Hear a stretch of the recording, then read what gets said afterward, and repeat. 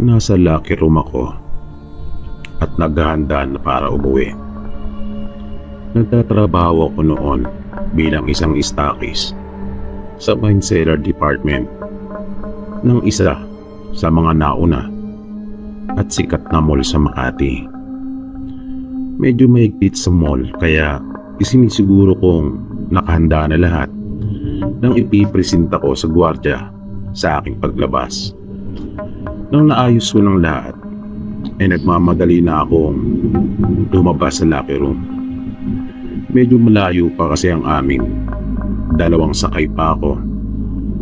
At mula sa pinapasukan ko, ay maglalakad pa ako patungong EDSA para doon sumakay ng bus. Tapos, sasakay pa ako ng jeep. Pagbaba ko naman ng crossing. Sa Mandaluyong kasi kami nakatira. At saka, gustong gusto ko na talaga magpahinga. Dahil ang dami naming deliver at ginawa nung araw na yon. Habang naglalakad, ay may pangilan-ngilan akong nakakasalubong. Noong una, ay wala naman akong napapansing kakaiba. Maituturing kong isang karaniwang araw lamang iyon. Katulad ng iba pang mga araw sa tuwing ako ay pumapasok. Pero biglang nagbago ang lahat. May mga poste naman ng ilaw yung aking nilalakaran pero may mga bahagi pa rin kasing medyo madilim. At isa sa mga parting ito ay may bigla na lamang lumitaw na isang lalaki na nakasuot ng formal at makakasalubong ko. Pero nagpatindig ng aking balahibo ay nang mapansin kong wala itong ulo. Dahil doon ay natigilan talaga ako at pansamantalang hindi nakagalaw. Abot-abot ang kabang naramdaman ko. Hindi naman ako matatakoting tao at hindi nga rin ako naniniwala sa mga kwentong katatakutan at kababalagan. Pero yun din ang unang pagkakataon na nakaranas ako ng ganong pangyayari. Kaya ikinagulat ko talaga yun at nakapagdulot sa akin ng matinding takot. Nang tila may masmasan ako, ay saka ko palang ipinagpatuloy ang aking paglalakad. Pero hindi talaga mawaglit sa isipan ko yung nakakatakot na pangyayaring yon. Nang malapit na ako sa amin at papara na sana, ay biglang bumagal yung pagandar ng aming sinasakyan.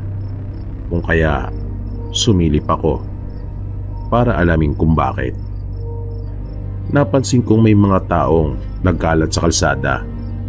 Ang marami sa kanila ay nakatumpok at tila may pinagkakaguluhan. Nahalos sakupin na ang buong kalsada kung kaya nahihirapan ang mga sasakyang makadaan. Dahil dito ay pumara na rin ako. Tutal naman ay malapit na at halos hindi na rin umaandar yung jeep. Habang papalapit ako sa mga taong nagkakagulo ay naririnig ko yung mga sinasabi nila at nakikita ko yung kanilang mga reaksyon. Kaya sa halip na magpatuloy at baliwalain niyon ay napapihit ang aking mga paa para makiusyoso din at tingnan para kumpirmahin yung kanilang mga sinasabi. Medyo na-curious na rin kasi ako at laking gulat ko nang makita ko ang isang lalaking nakahandusay na naliligo sa sariling dugo. Kilala ko ang lalaki. Kababata ko siya ngunit hindi nga lang kami malapit sa isa't isa. At ang mas lalong ikinagulat ko ay nang mapansin ko ang suot niyang damit. Dahil ganun-ganon yung damit ng lalaki na nakasalubong ko na walang ulo.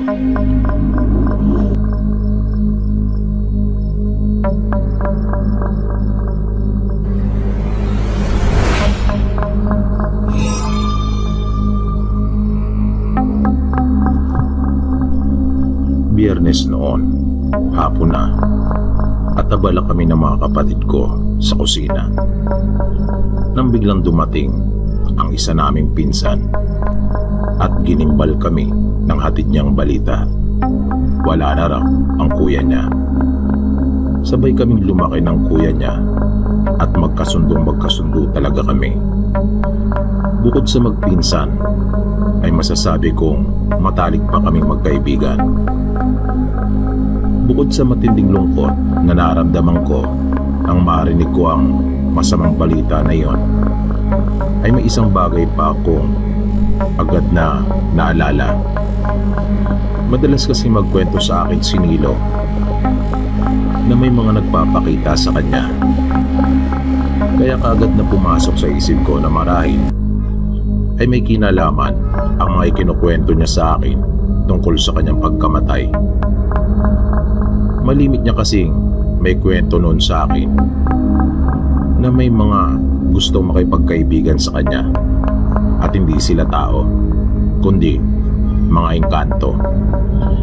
Hindi ko naman kayang patunayan kung totoo nga bang talaga ang kanyang mga sinasabi dahil hindi ko naman nakita.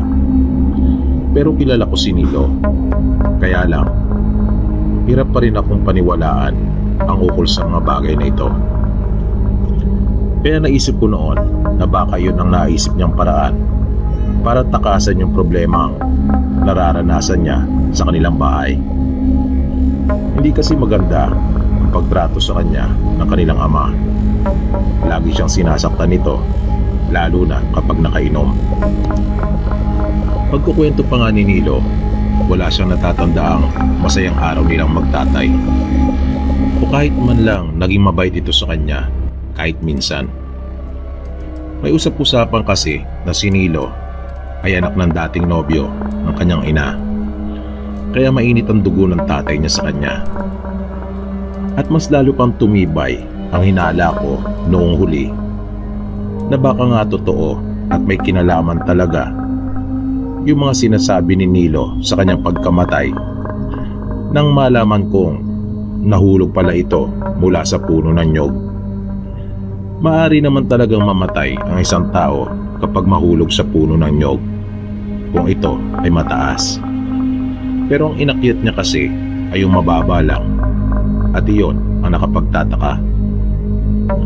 Nakwento pa ng isang kapatid niya sa amin, hindi naman daw tumama ang ulo nito sa matigas na bagay katulad ng bato. Damuhan pangaraw ang paanan ng puno ng nyog. At ang timano, pagkabagsak nito sa lupa, ay hindi na gumalaw. Akala pangaraw nila ay nagbibiro lang ito dahil hindi talaga nila naisip na maaaring kamatay ng isang tao ang mahulog sa napakababang puno ng nyog na iyon.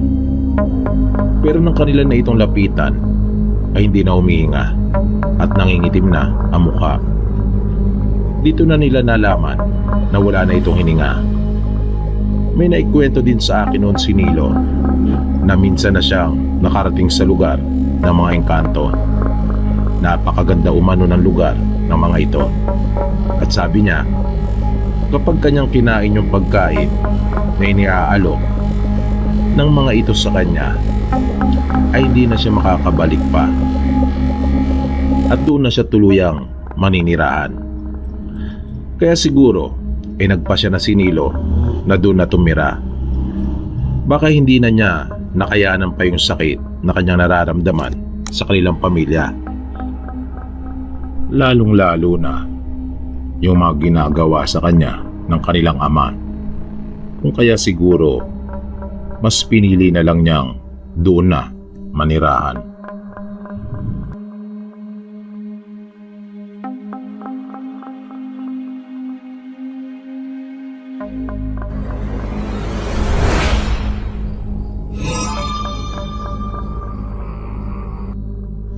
Ang kwento kong ito ay nangyari noong mga bata pa kami. Bakasyon noon at kasalukuyang kami naglalaro ng mga kaibigan ko. Nang bigla na lang naisipan ng isa sa amin na maligo sa lawa. Nagustuhan naman naming lahat yung sinabi niya, kung kaya nagtungo kami sa pinakamalapit na lawa na naroon sa aming lugar. Iyon na ang pinakamalapit, pero nasa 3 kilometro din siguro ang layo noon mula sa amin. Nasa liblib na lugar iyon at may mga kwento-kwentong kumakalat tungkol sa nasabing lawa. May kwentong nakakatakot, misteryoso umano ang lawa at marami na ang nalunod. Pero hindi kami naniniwala. Sa palagay kasi namin, sinasabi lang ang mga bagay na iyon patungkol sa lawa para wag punta ng mga tao upang doon maligo. Dahil may mga usap-usapan din na gagawin na iyong pribado, i-develop para gawing resort upang pagkakitaan. Hindi na kami umuwi ng mga oras na yon sa kanya-kanya naming bahay para kumuha pa ng damit. Dahil mapapansin pa kami ng aming mga magulang at siguradong hindi kami papayagan. Kaya dumiretso na kami doon. Tumagpas lang kami ng isang buwig na saging na tanim ng isa naming kalaro para mayroon kaming makain habang naliligo. 3 sa aming magkakaibigan ay minsan nang nakaligo doon. Pero ako at yung 2 pa naming kasama ay hindi pa. Bali yun ang unang pagkakataon na makakarating kami doon. Pagdating namin doon ay napansin kaagad namin yung ganda ng tanawin. Pero kapansin-pansin din na napakatahimik ng lugar. Wala kang ibang maririnig kundi yung lagaslas ng tubig. Hindi naman kalakihan yung lawa. Yung tubig ay nagmumula sa isang maliit na talon. Mabilis kaming naghubad ng aming mga damit at kaagad na lumusong sa tubig. Parang may yelo yung tubig sa lamig. At dahil sa mga bata kung kaya ang ingay naming magkakaibigan, wala kasing mapagsidlan yung aming kasiyahan. Lalo na yung kaibigan naming si Rene na siyang tumatayo namin na parang pinaka-leader. Mas matanda ito sa halos lahat sa amin ng 1 taon. Siya rin ang pinakamagaling sa aming lumangoy. Walang humpay ang ginawa namin paglalaro at paglangoy sa malamig at malinaw na tubig ng lawa. Umakyat pa nga kami sa mga bato at mula doon ay tumatalong kami papunta sa tubig habang sumisigaw ng malakas. Nang makaramdam ako ng pagod ay naisipan kong magpahinga na muna at kumain. Habang kumakain ay bigla ko na lang narinig yung pagsigaw ni Rene. At nakita kong kumakawag-kawag ito sa tubig. Nagtawanan naman yung iba naming kasama sa pag-aakalang nagbibiro lang ito. Hanggang sa bigla na lang siyang lumubog. Pero hindi namin yun pinansin dahil ang buong akala nga namin ay nagbibiro lang ito at nagyayabang para ipakita na naman sa amin na kaya niyang tumagal sa ilalim ng tubig. Sabik naming inabangan yung muli niyang pag-ahon, pero hindi na siya muli pang lumutang at hindi na rin namin siya nakita pang muli. Pero nung mga ilang minuto nang lumilipas matapos yung lumubog ay medyo kinabahan na rin kaming magkakaibigan, kung kaya nga lumusong kaming muli sa tubig para tulungan sana siya. Pero ang nakapagtataka ay hindi namin siya nakita. Tulad ng sabi ko, hindi kalakihan ang lawa, kaya walang dahilan para hindi namin makita si Rene. Malinaw din ang tubig at malinis din ang ilalim nito. Dahil doon ay natakot kaming magkakaibigan at nagpa siya ng umalis doon sa lugar kahit hindi pa namin nakikita si Rene. Gulat na gulat ang mga magulang at kapatid niya nang ikwento namin kung ano ang nangyari. Sinisi nila kami. Kahit pa nga alam naman namin na ang anak nila ang siyang nakaisip na maligo doon sa lawa. At siya rin ang nagyaya sa amin. Nagtulong-tulong yung mga taga sa amin na hanapin si Rene. Sumama din kami sa kanila nang bumalik doon sa lawa. Hinalughog nila ang buong lawa pati na rin yung kapaligiran nito. Pero hindi na talagang muli pang nakita si Rene.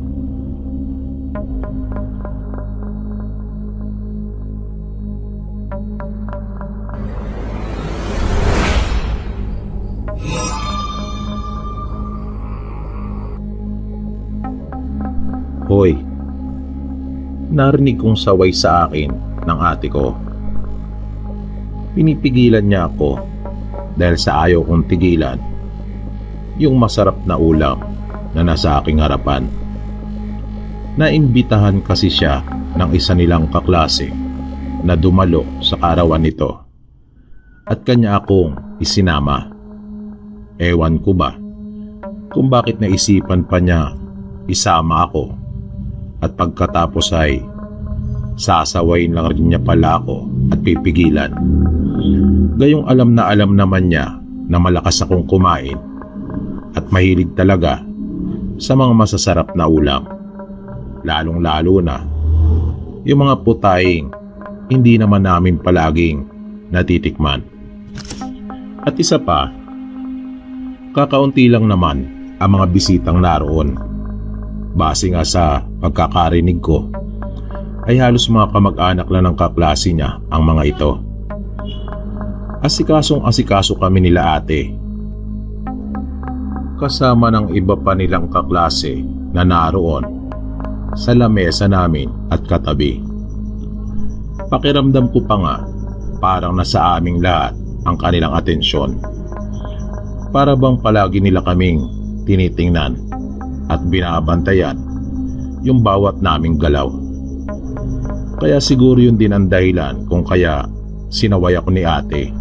Marahil ay nahihiya siya para sa akin. Pero hindi ko na lang iyon pinansin.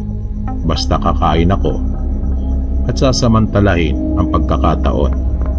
Yun yung nasa isip ko. Kaya tinikman ko talagang lahat. At tuwang-tuwa naman sa akin yung nanay ng kaklase ni ate. Kumain lang daw ako ng kumain at magpakabusog. Bagay na ikinatuwa ako naman at lalo pa akong ginanahan. Pati yung mga panghimagas ay wala talaga akong pinalampas. Tumigil lang ako nang hindi ko na talaga kaya. Hanggang sa naramdaman kong tinatawag na ako ng kalikasan. Kung kaya nakisuyo ako kay ate para sabihin niya sa kaklase niya na magbabanyo ako. Tumayo yung kaklase niya at sinamahan ako kung saan naroon yung banyo. Bali nasa likod yun ng bahay at nakahiwalay. Sinabihan niya ako na bilisan ko raw at bumalik kaagad sa mesa namin pagkatapos ko. Kaya napaisip ako kung bakit. Dahil wala pa naman silang nabanggit na may gagawin kami. Kaya na-excite ako. Dahil siguro may sorpresang inihanda yung kaklase ni ate para sa amin. Kung kaya pinagmamadali niya ako. Pagkatapos kong matugunan yung tawag ng kalikasan ay kagad na akong lumabas ng banyo. Pero nang isasara ko na yung pinto ay may napansin ako. Nakakita ako ng dugo. May katabi kasi yung banyo na parang maliit lang din na kwarto. Pero nakasarado yung pinto. Nayari lang sa kawayan. Nakakadena iyon at nakapadlock. At dahil nga sa yari lang yung pinto sa kawayan, kung kaya may mga siwang. At hindi rin kasi sukat at nakalapat yung nasabing pinto doon sa laki ng kwarto. Kaya sumilip ako. At nagimbal ako sa aking nakita. Ang buong akala ko kasi ay baka galing lang yung dugo sa baboy na kanilang kinatay o di kaya'y baka. Basta hayop ang nasa isip ko at hindi ko inaasahang sa tao. May malaking planggana ako nakita at malaking kawa na nasa loob. Parehong may laman at natatabunan ng daon ng saging. Pero may mga nakalabas at nakalantad. May nakita akong buhok at kamay na nakalabas mula doon sa kawa at planggana. Dahil doon ay natakot talaga ako at kinabahan. Nagmamadali akong bumalik kanila ate at niyaya ko na silang umuwi. Nagtaka pa nga sila kung bakit daw bigla ako nagyaya. Sinabi ko sa kanila na basta kailangan na naming umalis. Kaya magdahilan na lang sila sa kanilang kaklase. Ayaw pa nga nila kaming payagan at pinipilit na magpaabot doon hanggang hapunan. Pero hindi talaga pumayag at halos hilahin ko sila ate palabas. Nang nasa bahay na kami ay tsaka ko palang ikinuwento kay ate ang lahat ng nakita ko. Halos di naman siya makapaniwala sa kanya mga narinig mula sa akin. Pero napatunayan ko sa kanya na totoong lahat ng aking sinasabi nang hindi na pumasok ang kanilang kaklase at bigla na lang umalis sa kanilang lugar at lumipat ng tirahan. Samantalang kakalipat lang nito sa paaralan namin. Nakwento pa nga ni ate, bagong lipat lang ang mga ito sa kanilang tinitirahan. Galing daw ang pamilya nito sa isang probinsya sa Visayas.